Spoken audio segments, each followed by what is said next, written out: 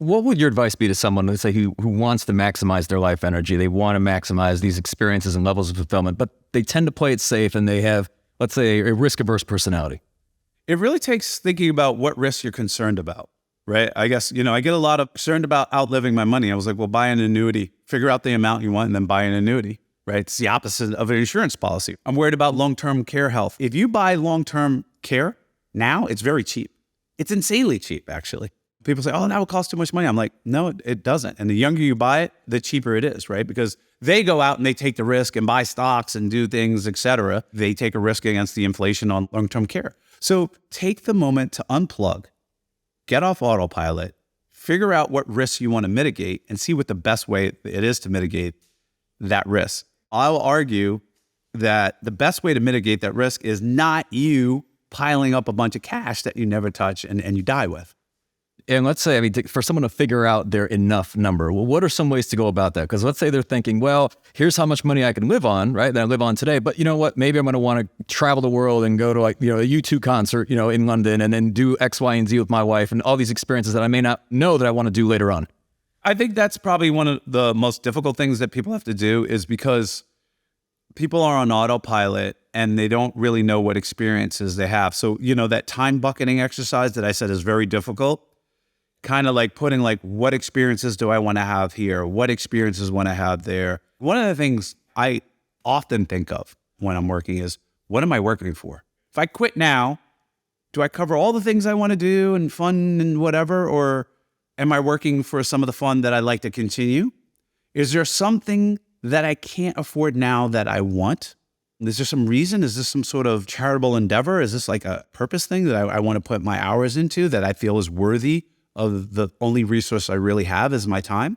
So I think about those things deeply because certain people fear running out of money. I think it's backwards. You should fear wasting your life. That's my biggest fear is wasting my life. What are you working for? What is the money for that you're accumulating? That's an individual question that everybody should be asking themselves daily, if not daily, weekly, right? And that might change. Once you start going down that line of thought, you can pull out the time bucketing worksheet and figure out, okay, I'm 40.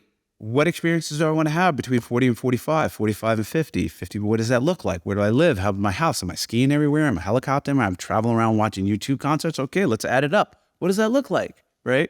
And I think a lot of people will be delusional about what they will be doing in their later years.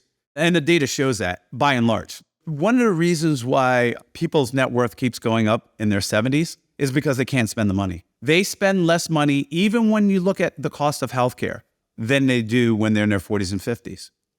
They don't have the aptitude or attitude to spend the money. The part of that costs a lot of money and doing trips and activities and high costs, by and large, the data shows it's passed them by. And if you look at any kind of JP Morgan high net worth individual report or these reports that they put out, the biggest problem they have is the accumulation, getting people to spend down their assets. They just can't. It's sad. That period is gone, right? They'd rather do other things. I'm not saying everybody's in a wheelchair and they can't move. I'm just saying no, they'd rather visit their grandparents and hang out and garden or do whatever. The activities that you stereotypically see, it's oh yeah, that seems very attractive. The older I get, the more farming looks very attractive to me.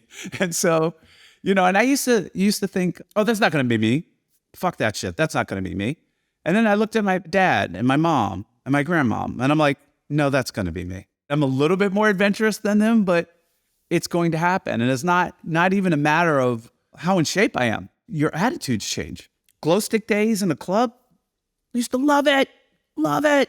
I can still go in a club and do glow. I'm just not into it as much. You know what I mean? That time has passed.